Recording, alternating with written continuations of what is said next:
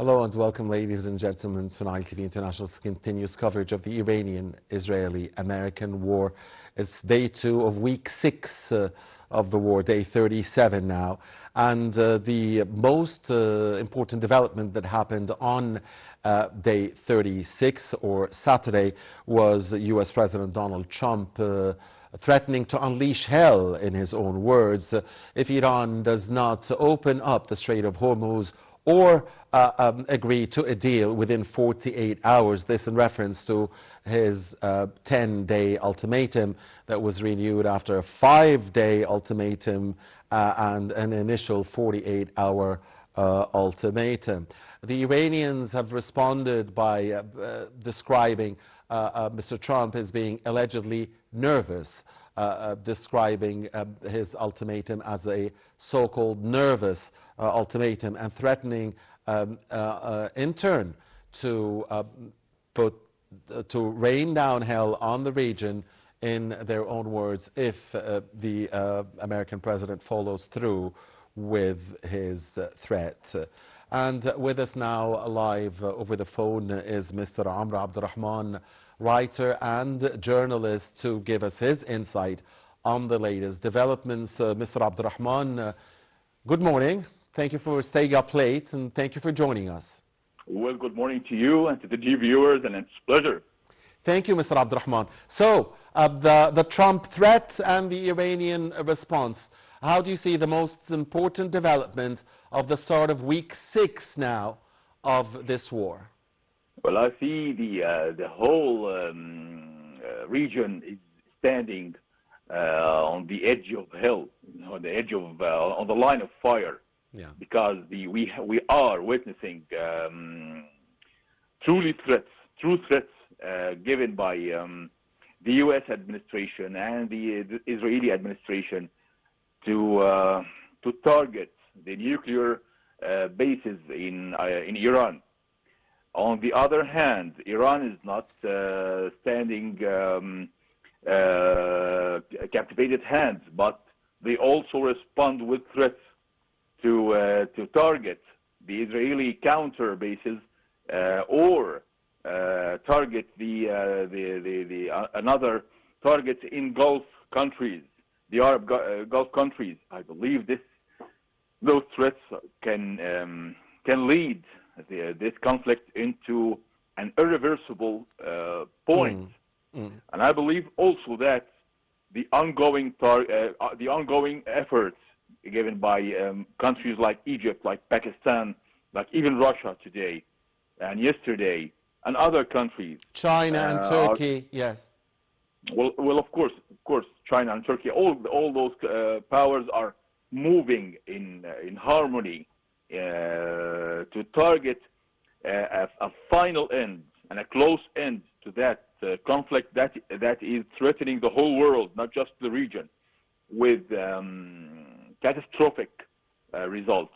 Yes. Also, we have witnessed the outcome of the Mr. Trump last speech. We are witnessing hesitation on the level of taking the call of decisions in the American administration.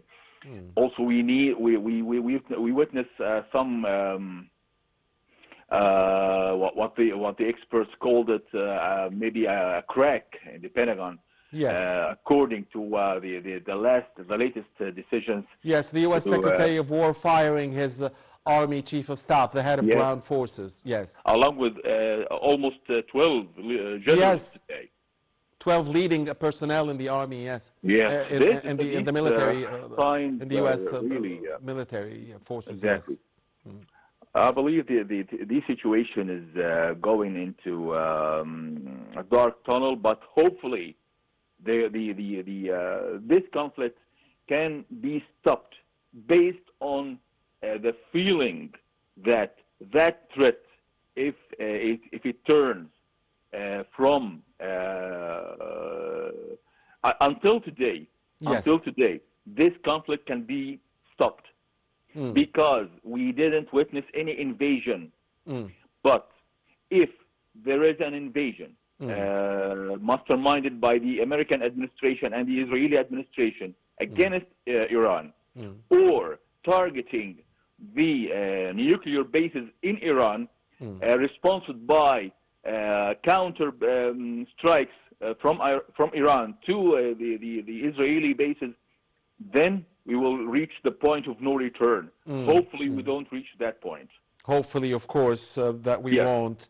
Mr. Abdurrahman, do you think the U.S. President will stick to his commitment before the American people, the one he made in his address to the nation a few days back, when he said in 2 or 3 weeks' time the U.S. will be out of the region? Or do you think that if things get complicated from him, if he doesn't get the the concessions he wants from Iran, or the so-called flash or picture of victory, then he will continue after the 3-week time frame? What do you think he will do? Based on the knowledge that Mr. Donald Trump is a businessman before he became a president of the United States, I believe he is seeking to get the best of this conflict for his own benefit, for his own country. And of course, he needs to end up those strikes against Iran in the most successful way, as good as it gets, as successful as it gets. On the other hand, there is a difference, or there is a gap between the two partners in this aggression, the Israeli part and the American part. Yes. The Israeli part wants for this conflict to go on and on, even for months. Correct. For months to come. On the other hand, the American part, they want to end it up speedily but successfly, right, with a conquer situation against Iran. Yeah. After all, gasoline prices are $5 a gallon now in some states in America, and that of course represents also the sound of the nation, and the American nation. Almost more than 70% of the American nation are now against the war, and the number is raising. And yes, the absolutely, anger, and absolutely. And we're also seeing protests in the streets, the No Kings protest. Yeah. Exactly. This is what's going on in Trump as administration, that is facing for the first time a twist of the targets of the support of the Americans. The Americans, most of them were behind Trump because he promised them with two things: make America great again, and a promise with no more wars. Right. And we all remember that when he started his administration with fulfilling his promise, and stop supporting the Ukrainian side against Russia, and continue starting a path of negotiations with the Russian leader Vladimir Putin to stop this war. Correct. Based on diplomatic and economical basis. Correct, Mr. Abdurrahman. It's so ironic, because Mr. Trump had said for so many times that if he was there, then the Israel-Gaza war wouldn't have happened. And if he was there, then the Russia-Ukraine war wouldn't have happened. But actually, when he was absent, the Iran war didn't happen. And when he was on stage, he launched the Iran war, the second phase of the Iran war, the first and second phase. That's right. That's right. That's right. And that is according, of course, to the elements that was unexpected, which is the Israeli pressure, and the pressure of the Israeli intelligence lobbies in the U.S. And the Mossad. We all witnessed how this the Mossad reports that seemingly succeeded in convincing Mr. Trump that this will be a cakewalk, this will be Venezuela, or this will be they'll be able to throw the regime just like that. Because the objectives are changing. And no one, they cannot deny this. I mean, but seemingly, yeah, they're always playing with words, but the objectives are changing, and it's very evident they wanted to overthrow the regime. Now they've discovered they can't, so they are going to other objectives. They say the objectives is to weaken the army, weaken the navy, weaken the ballistic program, obliterate the already obliterated nuclear program. But in fact, we're seeing the missiles still, you know, hitting. And even some intelligence reports from within the United States now say that 50%, 50% of the ballistic missiles still exist. Although a few weeks back, we listened to Mr. Trump, maybe in the second week of the war, saying that over 90% of the missile program has been eradicated. I mean, a lot of strange contradicting reports that we have been exposed to through 37 days now. Mr. Abdurrahman, Jawad Zarif, the former Iranian foreign minister, who is not officially in the Iranian government at the moment, but of course he's a top figure in Iran for so many years, and he was a top negotiator and a former foreign minister. He had this initiative, I don't know, or idea that he floated. I don't know if you heard about it, but yes, but Dr. Zarif had advised the Iranian regime to declare victory, give up some concessions, some small concessions regarding the nuclear program, open the Strait of Hormuz with new modifications regarding the navigation system, and declare victory and call it a game. Is that, do you think, I mean, what do you think of that idea? And do you think that those in charge of Iran at the moment, probably the Iran Revolutionary Guards Corps, the IRGC, do you think they may do this? Well, this is a very important and significant initiative. If it should be adopted by the Iranian regime right now, this would be a safe exit from more catastrophes that the Iranian nation are from more already, hell, sorry to say. Facing from right more now, hell, sorry to say, because what we've been seeing for 36 days now is hell, really. I don't know when the U.S. president keeps saying the word, keeps saying we're going to see hell. I really, you know, we have to ask ourselves, so what have we been seeing for 36 days? Hasn't this been hell? Anyway. Well, of course, the Iranians today are demanded to have and adopt that initiative. It would be a safe exit, as I have mentioned. But the thing is, the Iranians are facing two different sides of strategies and or two different sides of agendas. The Israeli and the American. Right. They are both on the same side, on the same front against Iran, but they have their differences.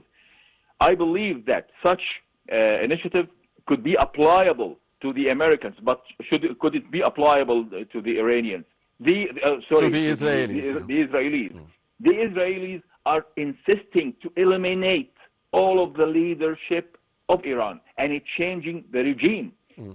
If this base should be applied to change regimes by force, away from the international law, this would be a devastating base for international law and the world stability and the world peace for decades, for centuries to come. We cannot just sit a base that a superpower can go just right there and change the regime and kill the leader of this regime if they have their differences away from the international law. Yeah. So this is the gap I have mentioned between. This is what happened in Venezuela anyway.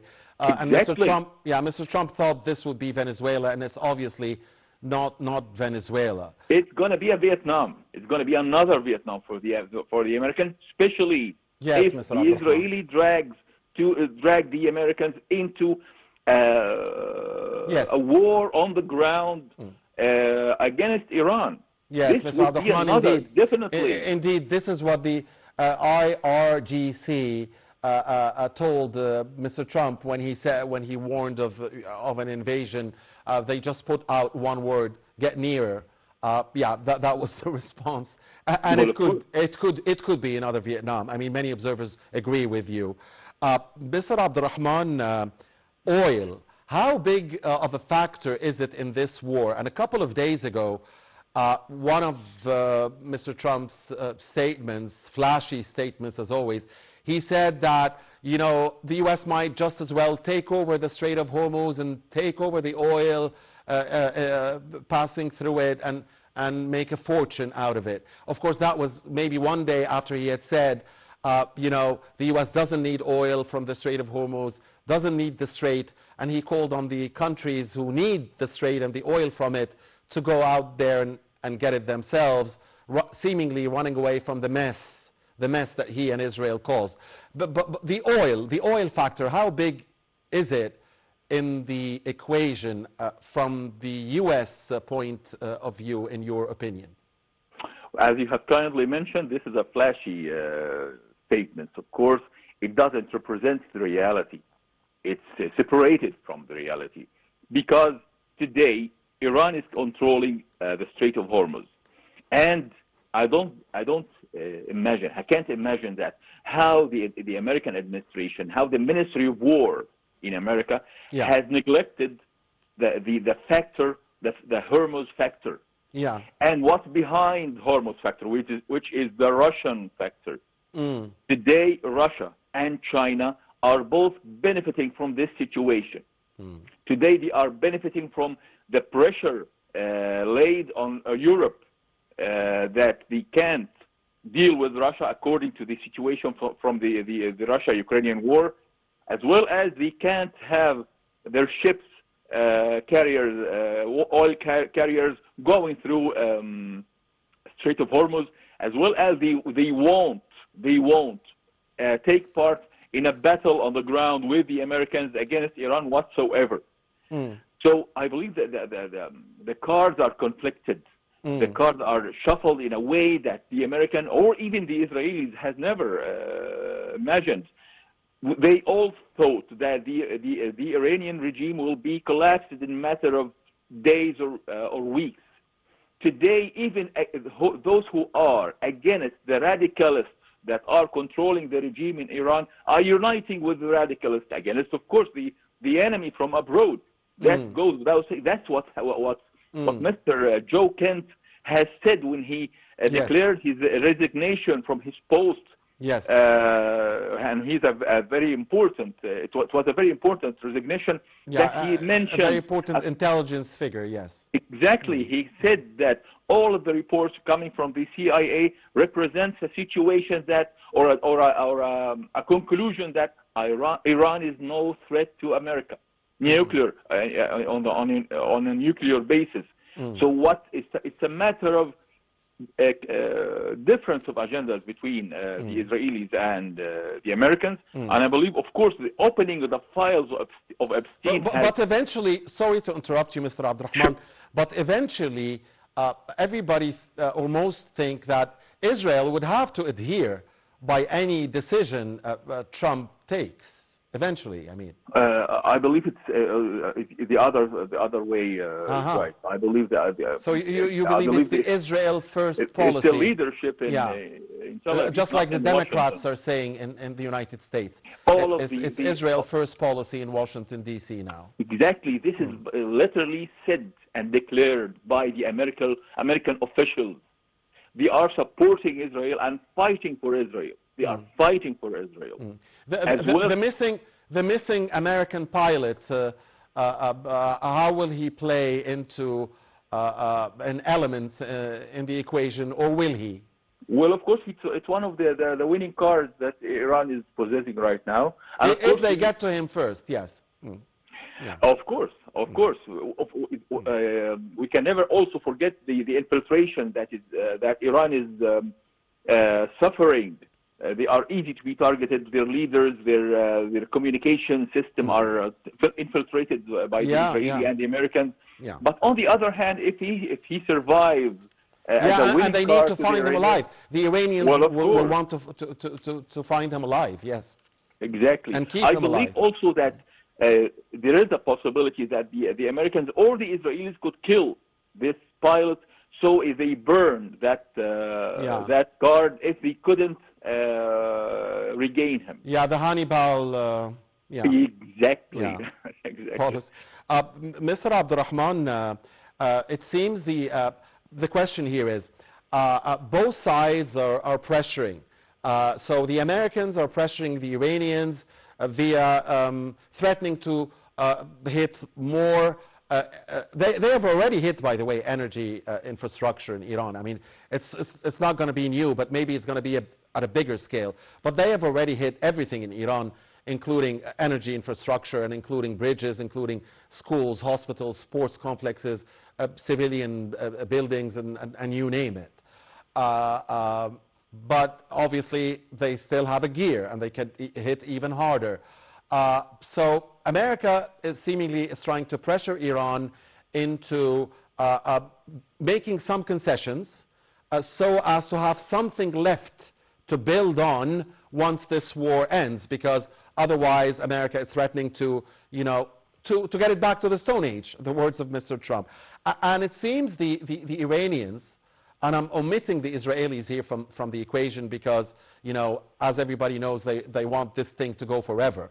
And it seems the Iranians are betting that Mr. Trump will succumb under pressure from inside at the very end, with the high gasoline prices, the high inflation, the November Congress elections, his image really that is being shaken up as more and more as the war drags on, and as Iran proves it is a worthy fighter and not a lousy fighter, like Mr. Trump had said.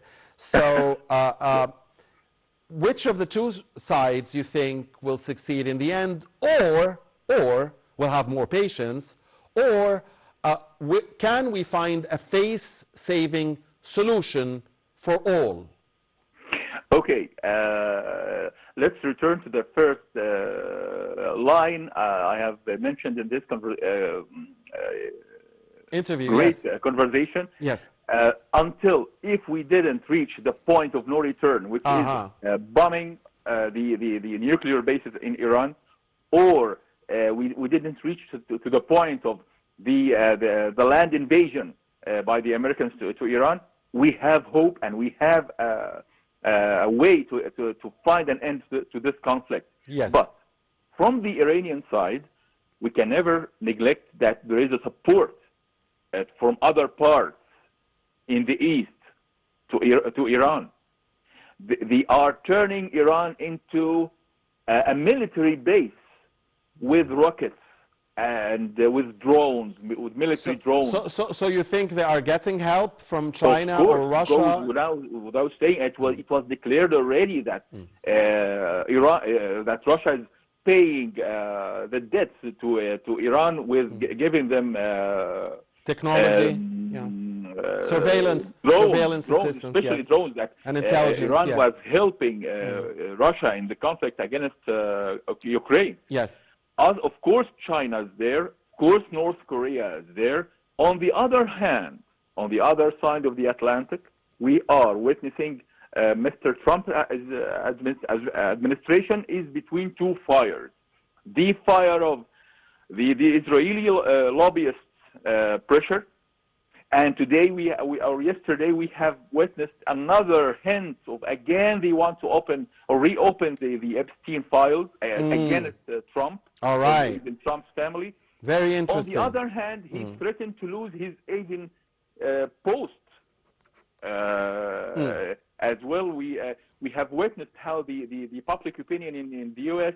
is today marking their president. Right, the lowest, the lowest rating that he has ever had. Yes. This has never happened to an American president. Yeah, an American president during wartime. Yes. His image is demolished. They are marking him in the streets. This has never happened to any leader in the United States.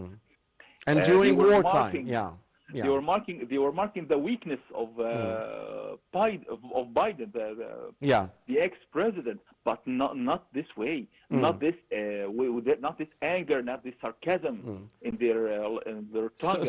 So Mr. Trump risks being the so-called lame duck president if he loses the two houses of Congress in November. That's right.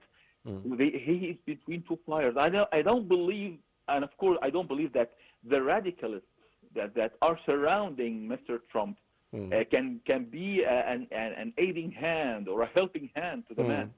They are helping him to hang himself for the benefits of others. And it seems also, Mr. Abdurrahman, that the U.S. has no friends now other than Israel. It seems. Yeah, and we've heard Mr. Trump expressing his frustration at the NATO allies in Europe. Well, of course. Today, Egypt is communicating with Russia as I call it, the Russian alternative. The sound of reason comes from Russia, and the sound of benefit, the sound of we can benefit from our relations with Russia and China as we are witnessing threats to the dollar regime or the dollar system that is controlling the whole market. And maybe tomorrow we will find some damage in the petrodollar system that is supporting dollar currency since the shock of Nixon, since the 70s. So I believe that. So can we find? Can they find a face-saving solution? There must be. There must be to save. If we don't reach the point of no return, as you mentioned. Exactly. Yeah. And that's why the next 48 hours will be very crucial, I guess. Of course, maybe this week could be crucial. They are maneuvering all the time. They are changing the targets all the time. But until then, we have a space of time and space of hope to save the whole region. The whole region. If the petrodollar collapse, what will happen to the Arabic regimes in Gulf?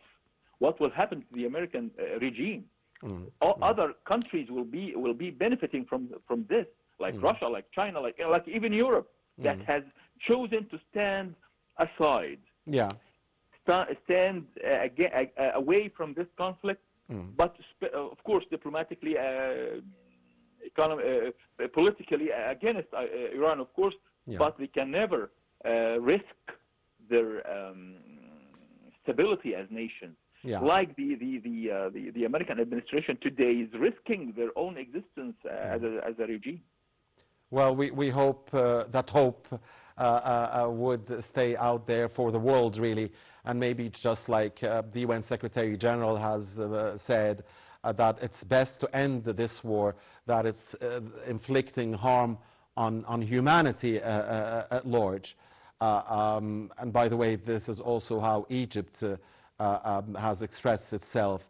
It wants this war to end because it's inflicting harm, not just on the region, but on humanity at large. Thank you very much, Mr. Amr Abdurrahman, writer and journalist. It's been a great pleasure having you with us on Nile TV. Thank you for your insight and your time.